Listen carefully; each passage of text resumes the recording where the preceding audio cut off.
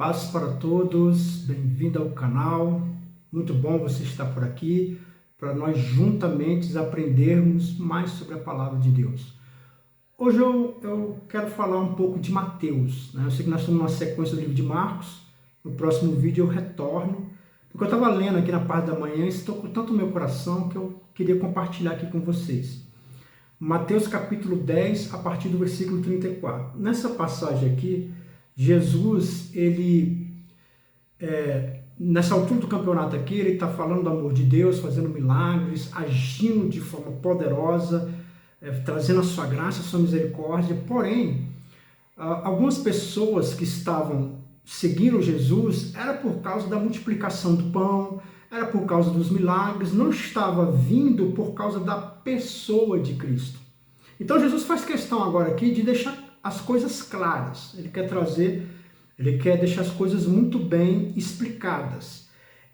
Porque dentro do escopo do Velho Testamento, assim como do Novo Testamento, tem muitas exigências que Deus faz para todos aqueles que são servos e amam ao Senhor. Como, por exemplo, amar as pessoas, respeitar as pessoas, ser misericordioso, generoso, amoroso, perdoar, obedecer. Tudo isso nós sabemos, até uma criança sabe que Deus exige isso da gente. E se você fala que é servo de Deus e não tem esses procedimentos, logo você é um mentiroso, um cínico, mas de fato, servo de Deus você não pode ser. Para ser servo de Deus, você tem que apresentar essas características. É claro que elas não nascem de você, é Deus que faz a obra em você. E é a prova de que você está salvo, de que você é uma pessoa que está nas fileiras dos santos. Essa obra de santificação que Deus faz em mim e você. Então, ele deixa claro aqui três exigências. Deixa muito claro aqui três exigências que eu quero compartilhar com você aqui, que eu tenho certeza que é muito importante eu entender essas exigências, e é muito importante você entender essas exigências. Que está no livro de Mateus, capítulo 10, versículo 34, que diz: não cuideis que vim trazer paz à terra. Não vim trazer paz, mas espada. Então, a primeira exigência aqui que Jesus faz para todos aqueles que amam a Ele e se diz servo dele, é que você tem que estar pronto a sofrer. O sofrimento é algo inerente à vida cristã. A espada aqui era usada nas guerras e toda pessoa que tinha a espada era o armamento bélico mais utilizado na época. Não havia revólver, não havia pólvora, o que havia era espada, e isso que trazia dor e sofrimento, rasgava a carne, havia sangue. Então toda pessoa que tinha espada sabia que ia proporcionar sofrimento àquele a quem ele fosse afrontar. Então o que Jesus está deixando claro aqui é que você tem que estar disposto a sofrer. Se você não está disposto a sofrer, logo você não tem como andar com Cristo. Porque, irmãos, tem certas pessoas aí que, graças a Deus, elas andam com Deus e Deus acha graça de fazer com que as coisas flutuem para ela, né? Eu conheço até algumas pessoas assim. Deus, ele acha graça mesmo, acha graça. Mas isso não acontece com a maioria. Isso não aconteceu comigo. Aqui, graças a Deus, eu quero agradecer aqui a todos que estão no canal, muita gente aqui bacana, né? Está crescendo o número de pessoas que estão inscritas no canal. Eu agradeço de coração, muito obrigado por estar comigo aqui, para juntos aprendermos a palavra de Deus. Mas algumas pessoas que estão aqui, eu conheço bem. Vocês de Campo Verde aí, são uma bênção na minha vida, do Piauí, né? A Inês, a de São Paulo, a Claudinha, né? Eu conheço algumas pessoas aqui de Brasília, Jardim Primavera, lá de Goiânia. Então, eu conheço a vida de alguns aqui. E eu sei que vocês também, assim como eu, têm experimentado alguns sofrimentos na carne. Têm experimentado algumas dores. Têm experimentado Deus achando graça de provar. Então, é algo inerente à vida cristã, que é o sofrimento. Não tem como você escapar disso. Você que segue a Cristo, uma hora vai dar de cara com o sofrimento. O apóstolo Paulo, no 1 Coríntios capítulo 13, ele fala sobre o amor. E ele fala que o amor tudo sofre, porque é próprio de pessoas que amam sofrer. Nós passamos por esse sofrimento. na teologia é chamada de... fugiu da memória. Mas é um assunto que... Teodiceia, que é Deus e o sofrimento. Então, a Bíblia vai trazer várias respostas. Como o vídeo é curto, não tem, né? Eu já dei uma resposta no vídeo passado, mas não tem como a gente discorrer sobre isso. Então, a primeira exigência é você tem que estar pronto a sofrer.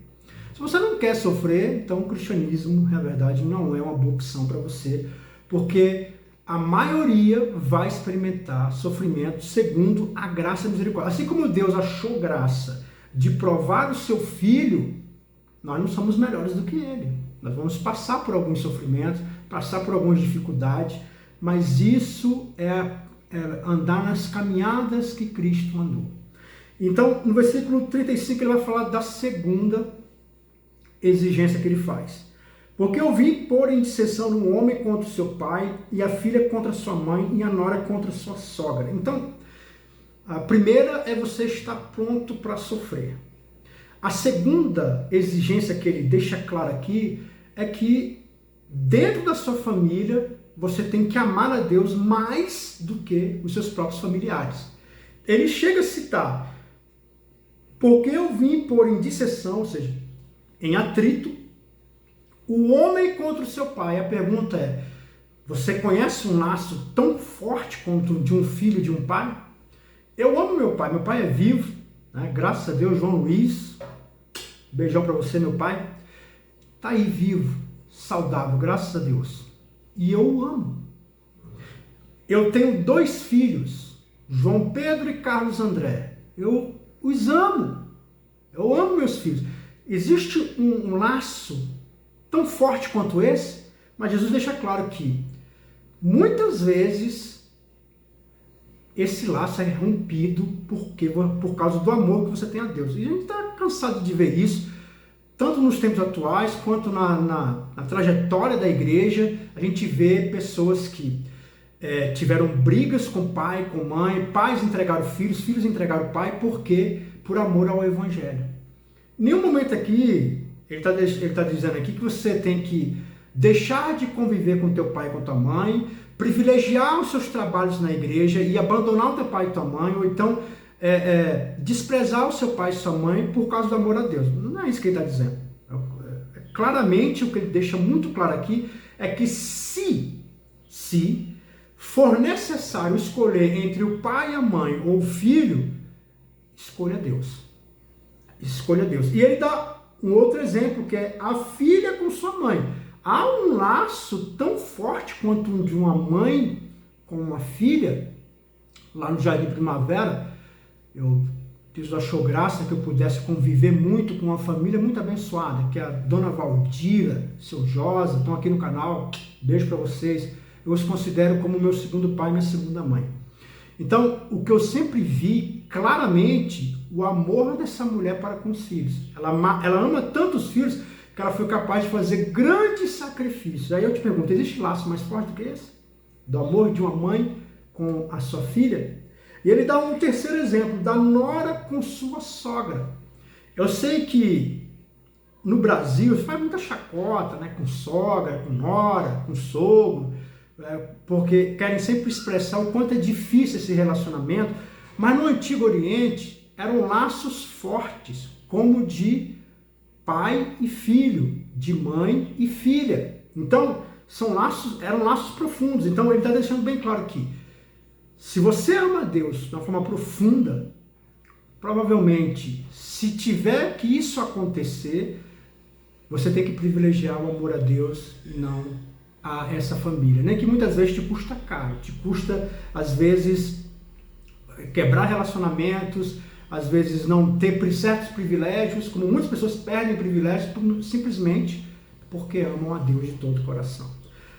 Então, a primeira exigência, está disposto a sofrer. Segunda exigência, você tem que amar a Deus mais do que a tua família, mais do que os teus filhos, mais do que sobre qualquer coisa. A Bíblia até conta a história de Abraão, que pega o seu filho Isaac, até na revelação Deus fala assim, me entrega o teu filho, o teu único filho a quem tu amas. Deus sabia que ele amava. mas como Deus queria fazer uma prova, né? Moisés, ao escrever essa história, ele deixa claro que Deus queria fazer uma prova. Então, e Abraão passa com louvor, porque Abraão está disposto a sacrificar o seu filho por amor a Deus. Se você não está disposto a sacrificar os seus amores terrenos por Deus, então logo você não entendeu o Evangelho, você não compreendeu que Deus é mais importante do que tudo. Primeiro mandamento: ouve, ó Israel, amar a Deus sobre todas as coisas, amar a Deus sobre mais do que o teu emprego, mais do que tudo. Deus tem que estar em primeiro lugar na tua vida. E muitas vezes, para Deus estar em primeiro lugar na tua vida, você vai ter que suportar o sofrimento e muitas vezes você vai ter que entregar aquilo que você mais ama para se dedicar completamente a Deus. É claro que ao dizer isso, eu não estou falando aqui que você tem que largar a sua família para poder servir a Deus. Ah, então agora eu tenho que servir mais na igreja e abandonar minha família. O pai que deixa de muitas vezes se relacionar com a esposa porque está ocupado com as coisas da igreja. Filhos que abandonam sua família para se dedicar à igreja. Não é isso que Jesus está falando. Não é isso que está falando. Ele está falando se a tua família for contra, ela ficar completamente contra, aí sim você tem que colocar Deus em primeiro lugar. Mas não é para você deixar de se relacionar, de amar e de conviver, porque família é um presente de Deus. É Deus que te presenteou. Então essas são as duas exigências. E tem a terceira. Assim os inimigos do homem serão os seus próprios familiares. Quem ama o pai e a mãe mais do que a mim não é digno de mim, e quem ama o filho ou a filha mais do que a mim não é digno de mim. Então, continuando falando dessa segunda, ele deixa claro que se você privilegia, ama mais o seu filho do que a Deus, ama mais o seu pai, ou a sua esposa, ou o seu esposo, mais do que a Deus, você não é digno de Deus. Você, para ser amado de Deus, filho de Deus, o seu compromisso principal é com o Criador e formas de agradá-lo, como eu citei no começo, das exigências que todo mundo sabe e essas aqui que ele está colocando agora. E ele fala, então, agora ele vem com a terceira e última exigência. A primeira, está pronto a sofrer. A segunda, amar mais a família, amar mais a Deus do que tudo. Mais do que tua própria família, mais do que teus filhos, mais do que teu marido. E ele diz agora a terceira que é, e quem não toma sua cruz e não segue a mim, não é digno de mim. Então, a terceira e a última é você estar disposto a amar a Deus mais do que sua vida. Então, primeiro estar disposto a sofrer, amar mais a Deus do que todos os seus familiares juntos e amar mais a Deus do que a si próprio. Que exigência, irmão? Que exigência forte, né? Então, ele deixa claro isso aqui. A sua motivação de estar na casa de Deus tem que ser Jesus Cristo. Ele é o motivo de você querer estar na sua vida. Não é o que Deus pode fazer. Não é o que Ele pode te dar, o que Ele pode te proporcionar. Não é o presente que Ele tem te dado com a tua família. Não são, o que tem que te fazer estar com Deus e amar a Deus é a pessoa de Cristo.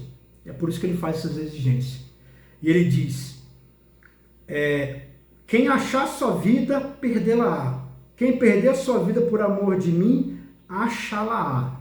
Então aqui ele deixa claro que quando você ganha a sua vida, o que é ganhar a vida? É quando você conquistou tudo. Família, bens, você terminou sua faculdade, arrumou um bom emprego, e você fez tudo, tirando Deus da equação. Você fez tudo isso, mas sem Deus está na tua vida. Então isso é ganhar a vida. Mas ele está dizendo, quando você faz isso, você acabou de perder. Existe uma compreensão, quando você lê tanto o Velho Testamento quanto o Novo Testamento, uma compreensão muito forte, que é que, presta atenção, quando Deus ama alguém, Deus ele abençoa muitas vezes com posses, com riquezas. Uma das formas de Deus abençoar uma pessoa a qual ele ama é abrindo portas e enriquecendo essa pessoa. Uma outra coisa que Deus faz quando Ele ama alguém é tirar. Deus às vezes tira a tua família, tira teu dinheiro, tira teu emprego. Muitas vezes Deus, para abençoar um homem, Deus tira. E muitas vezes para Deus abençoar um homem, Deus dá. Da mesma forma quando Deus ele quer castigar. Quando Deus quer castigar, muitas vezes Ele castiga tirando. Você perde o emprego, e não é o diabo, é Deus que está pesando a mão. Deus, você perde dinheiro, perde sua paz, perde família. E muitas vezes quando Deus, presta atenção, quer castigar o homem, Deus dá. Deus dá família, Deus dá riqueza, Deus permite que ele se abençoe, Deus permite que ele vá bem além.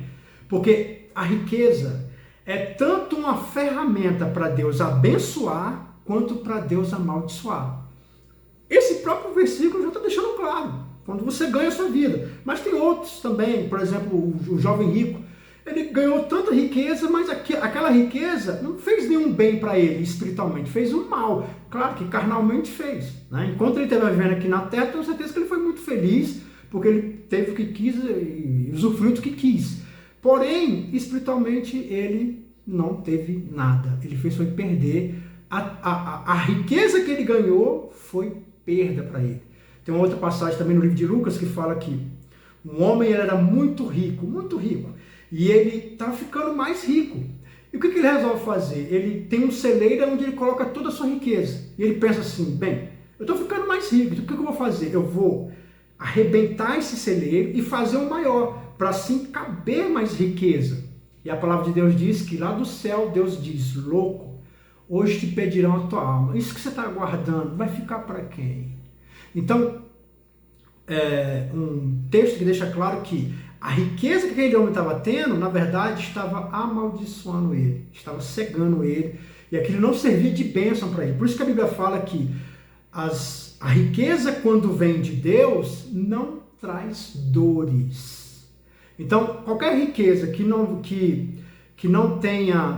é desse objetivo de abençoar um homem, você pode ter certeza que ela vai trazer dores, porque Deus permite que a riqueza chegue na vida de alguns, mas para servir de juízo, para Deus pesar a mão, para Deus castigar. E aí vai te trazer dores, vai te trazer angústia. Como você vê, por exemplo, aqui estou em Brasília, aqui, um dos locais mais ricos é as Açores ao Norte. Vai dar uma voltinha lá, como é tudo cercado. Todo mundo cercado porque é um medo de perder. É porteiro, é vigilante, é medo de perder. Né? Os lugares mais nobres e mais ricos de Brasília é guarda, é vigilante, é grade, é sistema de segurança, é tanta coisa. Por quê? Medo de perder, porque essas coisas não estão seguras, tá entendendo? Então, quando Deus abençoa, Deus guarda, Deus acha graça. Então, Deus faz essas 3 exigências. Guarda no teu coração. A primeira é que você tem que estar disposto a sofrer. A segunda é que você tem que amar a Deus mais do que a tua família. E em terceiro, você tem que amar a Deus mais do que a si próprio. Amém? Meu irmão, fica na paz e na graça, que Deus possa te abençoar abundantemente. Tenho certeza que essa palavra falou no teu coração e que logo mais eu estarei aqui, a gente discernindo, entendendo e compreendendo mais textos bíblicos, na sequência de Marcos, logo mais outros textos, que eu tenho certeza que vai abençoar a sua vida. Amém?